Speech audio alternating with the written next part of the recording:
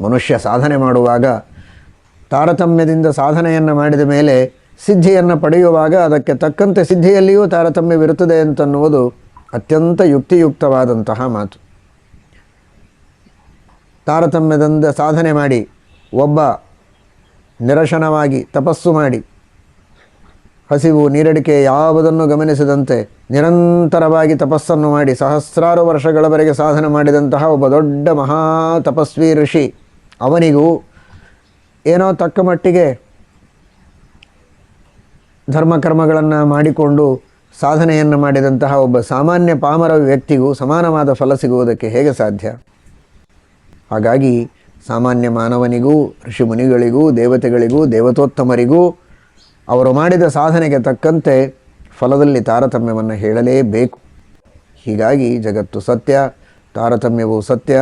ಇದರರ್ಥ ಯಾವುದೇ ರೀತಿಯ ವಂಚನೆಯನ್ನು ಪರಮಾತ್ಮ ಯಾರಿಗೂ ಮಾಡೋದಿಲ್ಲ ಅನ್ನೋದಕ್ಕಾಗಿಯೇ ತಾರತಮ್ಯ ಇರೋದು. ಅವರವರ ಸಾಧನೆಗೆ ತಕ್ಕಂತೆ ಫಲ ಕೊಡುವಂತಹ ಪರಮಾತ್ಮನ ನ್ಯಾಯನಿಷ್ಠುರತೆ, ಪ್ರಾಮಾಣಿಕತೆ, ಸುವ್ಯವಸ್ಥೆಯನ್ನು ಈ ತಾರತಮ್ಯ ಸಿದ್ಧಾಂತ ಹೇಳುತ್ತೆ ಹೊರತು ಒಬ್ಬರು ಮೇಲೆ ಕೆಳಗೆ ಅಂತ ಇನ್ನೊಬ್ಬರನ್ನು ಹೀನವಾಗಿ ನೋಡುವ ಒಂದು ಸಿದ್ಧಾಂತ ಅನ್ನುವ ರೀತಿಯಲ್ಲಿ ಇದರ ಬಗ್ಗೆ ಅನೇಕ ಜನ ತಪ್ಪು ತಿಳಿದಿದ್ದಾರೆ. ಸರ್ವಥಾ ಅಲ್ಲ. ಅವರವರ ಯೋಗ್ಯತೆ, ಅವರವರ ಸಾಧನೆಗೆ ಸರಿಯಾದ ಗೌರವವನ್ನು, ಮರ್ಯಾದೆಯನ್ನು ಕೊಡತಕ್ಕಂತಹ ಒಂದು ಸುವ್ಯವಸ್ಥೆಯನ್ನು ಶ್ರೀಮದಾಚಾರ್ಯರು ತಿಳಿಸಿಕೊಟ್ಟದ್ದು ಶಾಸ್ತ್ರಗಳಲ್ಲಿ ಹೇಳಿದ್ದು.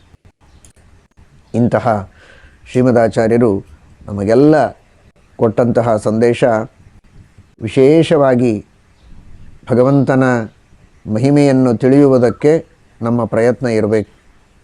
ಜೀವನದಲ್ಲಿ ಕುಳಿತರೆ ನಿಂತರೆ ಏನೇ ಕಾರ್ಯಗಳನ್ನು ಮಾಡಿದರೂ ಕೂಡ ಉಳಿದದ್ದೆಲ್ಲ ಹೊಟ್ಟೆಪಾಡಿಗಾಗಿ ಏನೇ ಮಾಡಿಕೊಂಡರೂ ಮನಸ್ಸಿನಲ್ಲಿ ಮಾತ್ರ ದೇವರ ಸ್ಮರಣೆ ಇರಬೇಕು. ಎಲ್ಲವೂ ದೇವರು ಸೃಷ್ಟಿ ಮಾಡಿದ್ದು. ನಾವೆಲ್ಲ ದೇವರನ್ನು ತಿಳಿಯುವುದಕ್ಕಾಗಿ, ದೇವರ ಅನುಗ್ರಹವನ್ನು ಪಡೆಯುವುದಕ್ಕಾಗಿ, ಮೋಕ್ಷವನ್ನು ಪಡೆಯುವುದಕ್ಕೆ ಪ್ರಯತ್ನ ಮಾಡ್ತಾ ಇದ್ದೇವೆ ಅಂತನ್ನುವ ಗುರಿ ಯಾವಾಗಲೂ ಮನಸ್ಸಿನಲ್ಲಿ ಒಂದು ಮೂಲೆಯಲ್ಲಿ ಇರಬೇಕು, ಕೆಲಸ ಮಾಡ್ತಾ ಇರಬೇಕು. ಅದಕ್ಕೆ ತಕ್ಕಂತೆ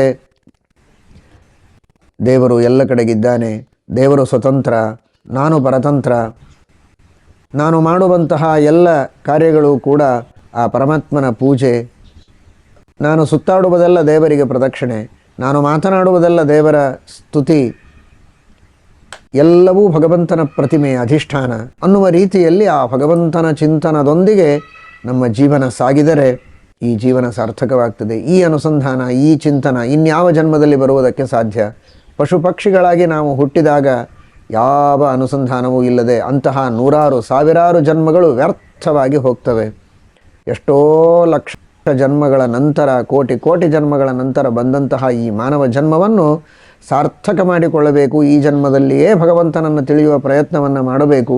ಶ್ರೀಮದಾನಂದ ತೀರ್ಥ ಭಗವತ್ಪಾದಾಚಾರ್ಯರು ಆ ಭಗವಂತನ ಮಹಿಮೆಯನ್ನು ತಿಳಿಸಿದ ರೀತಿಯಲ್ಲಿ ಇನ್ಯಾರೂ ನಮಗೆ ತಿಳಿಸುವುದಕ್ಕೆ ಸಾಧ್ಯ ಇಲ್ಲ. ಇತಿಹಾಸ ಪುರಾಣಾದಿಗಳಲ್ಲಿ, ವೇದಾದಿ ಶಾಸ್ತ್ರಗಳಲ್ಲಿ ಅದನ್ನು ಹೇಳಿದರೂ ಕೂಡ ಅದನ್ನು ಎತ್ತಿ ತೋರಿಸಿ ನಮಗೆ ಉಪದೇಶ ಮಾಡುವಂತಹ ಗುರುಗಳು ಬೇಕು.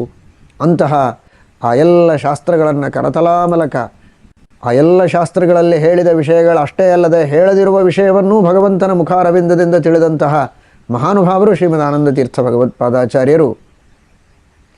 ಅಂತಹ ಅನಂತ ಅನಂತ ಗುಣಗಳಿಂದ ಪರಿಪೂರ್ಣನಾದ, ಅನಂತ ಶಕ್ತಿ ಸಾಮರ್ಥ್ಯಗಳಿಂದ ಕೂಡಿದಂತಹ, ನಿರ್ದೋಷನಾದ, ಸಕಲ ಜಗಜ್ಜನ್ಮಾದಿ ಕಾರಣನಾದಂತಹ ಅಚಿಂತ್ಯದ್ಭುತ ಶಕ್ತಿ ಸಾಮರ್ಥ್ಯಗಳಿರುವ ಆ ಪರಮಾತ್ಮನ ದಿವ್ಯವಾದ, ಮಂಗಲವಾದ, ಸರ್ವೋತ್ತಮವಾದ ಸ್ವರೂಪವನ್ನು ಆಚಾರ್ಯರು ತಿಳಿಸಿಕೊಟ್ಟಿದ್ದಾರೆ.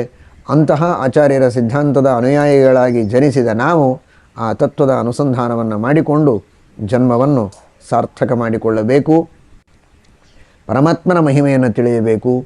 ಅದರಿಂದ ಶ್ರೀಮದ್ ಆಚಾರ್ಯರಿಗೆ ಸಂತೋಷ. ವಾಯುದೇವರ ಜೀವೋತ್ತಮತ್ವವನ್ನು ಚೆನ್ನಾಗಿ ತಿಳಿಯಬೇಕು.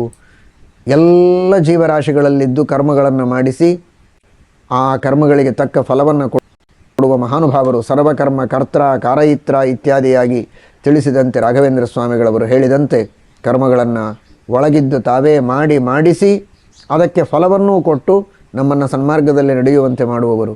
ಶಾಸ್ತ್ರಗಳ ರಚನೆಯನ್ನು ಮಾಡಿ ಜ್ಞಾನವನ್ನು ಕೊಟ್ಟವರು.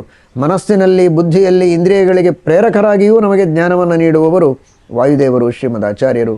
ಅಂತಹ ಮಹಾನುಭಾವರ ಪರಮೋಪಕಾರವನ್ನು ನಿತ್ಯದಲ್ಲಿಯೂ ಕೂಡ ನಾವು ಸ್ಮರಣೆ ಮಾಡಿ ಧನ್ಯರಾಗಬೇಕು. ಶ್ರೀಮದಾನಂದ ತೀರ್ಥ ಭಗವತ್ಪಾದಾಚಾರ್ಯರು ವೇದಗಳಿಗೂ ವ್ಯಾಖ್ಯಾನ ಮಾಡಿದರು, ಉಪನಿಷತ್ತುಗಳಿಗೆ ವ್ಯಾಖ್ಯಾನ ಮಾಡಿದ್ದಾರೆ, ಭಗವದ್ಗೀತೆಗೆ, ಮಹಾಭಾರತಕ್ಕೆ, ಪುರಾಣ ವಾಂಗ್ಮಯಕ್ಕೆ, ತಂತ್ರಶಾಸ್ತ್ರಕ್ಕೆ, ಸದಾಚಾರ ವಿಭಾಗಕ್ಕೆ, ಸ್ತೋತ್ರಗಳು, ಹೀಗೆ ವಿವಿಧ ವಿಷಯಗಳ ಬಗ್ಗೆ ಶ್ರೀಮದಾನಂದ ತೀರ್ಥ ಭಗವತ್ಪಾದಾಚಾರ್ಯರು ಆಧ್ಯಾತ್ಮಿಕ ಮಾರ್ಗದಲ್ಲಿ ಮುಂದೆ ಸಾಗುವ ಒಬ್ಬ ವ್ಯಕ್ತಿ ಏನೆಲ್ಲ ಮಾಡಬೇಕೋ ಅದಕ್ಕೆ ಬೇಕಾದ ಎಲ್ಲ ಆಹಾರವನ್ನು ಕೊಟ್ಟಿದ್ದಾರೆ. ದೇವಸ್ಥಾನಗಳನ್ನು ಹೇಗೆ ಕಟ್ಟಬೇಕು, ಜಪ ಹೇಗೆ ಮಾಡಬೇಕು, ಹೇಗೆ ಸಿದ್ಧಿಯನ್ನು ಪಡೆದುಕೊಳ್ಳಬೇಕು, ಹೇಗೆ ಯುಕ್ತಿವಾದದಿಂದ ಅನೇಕ ದುರ್ವಾದಗಳನ್ನು ನಿರಾಕರಣೆ ಮಾಡಬೇಕು, ಸತ್ಸಿದ್ಧಾಂತವನ್ನು ಮಂಡನೆ ಮಾಡಬೇಕು, ಎಲ್ಲವನ್ನೂ ತೋರಿಸಿಕೊಟ್ಟಂತಹ ಮಹಾನುಭಾವರು ಶ್ರೀಮದಾನಂದ ತೀರ್ಥ ಭಗವತ್ಪಾದಾಚಾರ್ಯರು. ಮುಂದೆ ಬರುವಂತಹ ಕೋಟಿ ಕೋಟಿ ಭಕ್ತರಿಗೆ ಅನುಗ್ರಹ ಮಾಡುವುದಕ್ಕೋಸ್ಕರವಾಗಿ ಶ್ರೀಮದಾನಂದ ತೀರ್ಥ ಭಗವತ್ಪಾದಾಚಾರ್ಯರು ತಾವು ಸನ್ಯಾಸಿಗಳ ಪರಂಪರೆಯನ್ನು ಮುಂದುವರಿಸುವಂತೆ ಮಾಡಿ ತಾವೇ ಸ್ವತಃ ವಿಶೇಷವಾಗಿ ಪೂಜೆಯನ್ನು ಮಾಡಿ ಪ್ರತಿಮೆಗಳನ್ನು ಕೊಟ್ಟು ಆ ಪರಂಪರೆಯಲ್ಲಿ ಬಂದಂತಹ ಎಲ್ಲ ಶಿಷ್ಯರು ಆ ಭಗವಂತನ ದರ್ಶನವನ್ನು ಪಡೆದು ವಿಶೇಷವಾಗಿ ಅನುಗ್ರಹವನ್ನು ಪಡೆಯುವುದಕ್ಕೋಸ್ಕರ ಮಠಗಳನ್ನು ಸ್ಥಾಪನೆ ಮಾಡಿದ್ದಾರೆ. ಅಂತಹ ಶ್ರೀಮದ್ ಆಚಾರ್ಯರು ಸ್ಥಾಪನೆ ಮಾಡಿದ ಮಠಗಳಲ್ಲಿ ಬಂದದ್ದು ನಮ್ಮ ಮಠವೂ ಕೂಡ ಶ್ರೀಮನ್ ಮೂಲರಾಮದೇವರು, ಮೂಲಸೀತಾದೇವಿಯರು, ದಿಗ್ವಿಜಯರಾಮದೇವರು, ವ್ಯಾಸಮುಷ್ಟಿಗಳು 5 ಈ ಎಲ್ಲ ಪ್ರತಿಮೆಗಳನ್ನು ಲಕ್ಷ್ಮೀನಾರಾಯಣ ಶ್ರೀ ಹಯಮುಖದಧಿಕೃದ್ವಾಮನ ಶ್ರೀಧರೇಶು ವ್ಯಾಸಾಶಾಜೇತ್ರರಾಮ ವನಿಜನಿ ಸಹಿತ ಶ್ರೀಜಗನ್ಮೂಲರಾಮಾನ್ ವಂದೇ ಶ್ರೀರಾಮನಿಷ್ಕಾಮಿತಮತಿನುತಸತ್ಪಂಚ ಸೌದರ್ಶನಾಖ್ಯಾನ್ ಪಂಚಾರಿಯಂಕದ್ವಿಬಾಣಾಂ ಭುಜಯುಗ ಸಹಿತಂ ಯಕ್ಷಯಾಖ್ಯಂಚ ಪಾತ್ರಂ ಅಂತ ಈ ಎಲ್ಲ ಅಧಿಷ್ಠಾನಗಳಲ್ಲಿ ಪರಮಾತ್ಮನ ಚಿಂತನವನ್ನು ಮಾಡುವುದಕ್ಕೆ ಪರಮಾನುಗ್ರಹವನ್ನು ಮಾಡಿದ್ದಾರೆ. ಇದೇ ರೀತಿ ಅನೇಕ ಮಠಗಳಿಗೆಲ್ಲ ಆ ಪ್ರತಿಮೆಗಳನ್ನು ಕೊಟ್ಟು ಆ ಪ್ರತಿಮೆಗಳ ಪೂಜೆಯನ್ನು ಮಾಡಿ ಅದರ ದರ್ಶನವನ್ನು ಪಡೆದು ಎಲ್ಲರೂ ಅನುಗ್ರಹವನ್ನು ಪಡೆಯಬೇಕು ಅಂತ ಪರಮಾನುಗ್ರಹವನ್ನು ಮಾಡಿದವರು ಶ್ರೀಮದಾಚಾರ್ಯರು. ಹೀಗೆ ವಿವಿಧ ಮುಖಗಳಿಂದ ಶ್ರೀಮದಾಚಾರ್ಯರು ಆ ಭಗವಂತನ ಸರ್ವೋತ್ತಮತ್ವವನ್ನು ತಿಳಿದು ಸ್ಮರಿಸಿ ಆ ಪರಮಾತ್ಮನ ಆದೇಶವನ್ನು ಅನುಷ್ಠಾನದಲ್ಲಿ ತರುವ ರೀತಿಯಲ್ಲಿ ಏನೆಲ್ಲ ಮಾಡಬೇಕೋ ಅದೆಲ್ಲವನ್ನೂ ಮಾಡಿ ತಮ್ಮ ಶಿಷ್ಯ ಪರಂಪರೆಗೆ ಪರಮಾನುಗ್ರಹವನ್ನು ಮಾಡಿದ್ದಾರೆ. ಅಂತಹ ಶ್ರೀಮದಾಚಾರ್ಯರ ಶಿಷ್ಯರಾಗಿ ಜನಿಸಿದ್ದು ನಮ್ಮ ಅಹೋಭಾಗ್ಯ ಎಂಬುದಾಗಿ ನಾವು ತಿಳಿಯಬೇಕು. ಅಹೋಭಾಗ್ಯಂ ಮಧ್ವ ಮಾರ್ಗಾನುವರ್ತಿನಾಂ ಅಂತ ಸಾಕ್ಷಾತ್ ಸರ್ವೋತ್ತಮನಾದ ಪರಮಾತ್ಮನನ್ನೇ ದೇವರನ್ನಾಗಿ ಪಡೆದು ವಾಯುದೇವರನ್ನು ಗುರುಗಳನ್ನಾಗಿ ಪಡೆದ ನಾವೇ ಧನ್ಯರು ಎಂಬುದಾಗಿ ನಾವು ಚಿಂತನೆ ಮಾಡಬೇಕು.